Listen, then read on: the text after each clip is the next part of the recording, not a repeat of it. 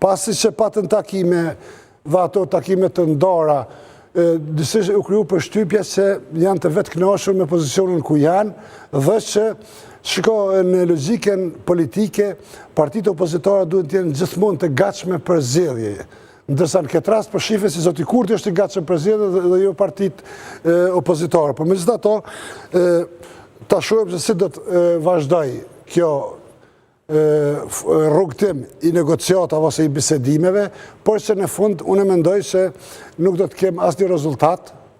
të përveçshëm, asnjë rezultat konkret, sepse janë deklarata shumë kontradiktore të forcave politike. As zoti Abdi Xhiku, por unë mendoj se as zoti Hamza nuk do të arrijnë që të garantojnë numrin e deputetëve të tyre për ndonjë kandidaturë që mund të jetë me petkun politik. Zoti Kurti sot deklaroi që nuk do të kemi kandidaturë nga partia vetëvendosje, të mbetet të shifet se cila do të jetë propozimi i kandidaturave të reja për postën e presidentit. Ju e dini, na duhen 2 kandidatë për pozitën e presidentit. A mendoni që do të përfundojnë këto negociata apo mund të vazhdohet edhe me tuti me ndonjë raund tjetër? Apo zoti Kurti me kaq i konsumon edhe vazhdon me të veten? Ja, me siguri do të vazhdojnë nëse kalonin unë poshë me gjithmonë bazuar në provojën që keni pasur ju në zgjedhjet e kaluara kur kishit një marrëveshje verbale zoti Limaj me zotin Kurti, por që më pas u tha se nuk u zbatua. Zoti Kurti është i njohur për atyre të cilët nuk ju shndron besnik fjalëve, nëse nuk i ka shkruar në letër, dhe tash ta shohim se nuk po duhet tash me kriju atë përshtypjen që mund të tingëllojë negative, sepse është interes për Kosovën që të kemi institucionin e presidentit të zgjedhur, është interes për Kosovën që të jetë një president mbi partitë politike,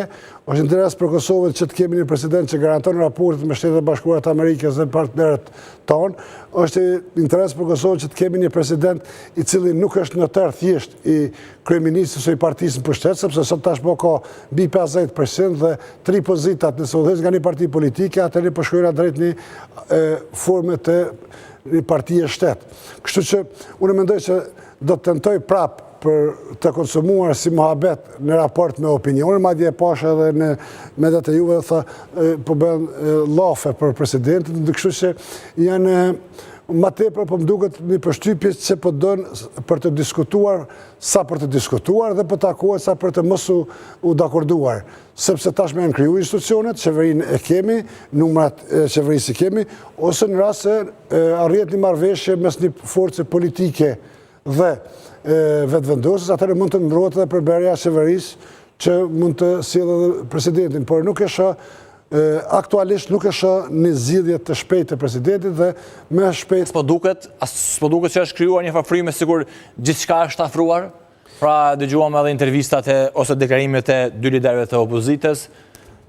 Jo, ata ishin. Pra pam që zoti Abdi Xhiku ishte i qartë, goxha si themi kështu i moderuar në gjuhë, po ashtu edhe zoti Hamza pati një intervistë sonte që po ashtu dukej se ishte goxha i moderuar, shumë i afruar me zotin Kurti dhe zoti Kurti po ashtu vet. A nuk po duket që është shumë afër për të kryer kjo? Unë nuk mendoj sa më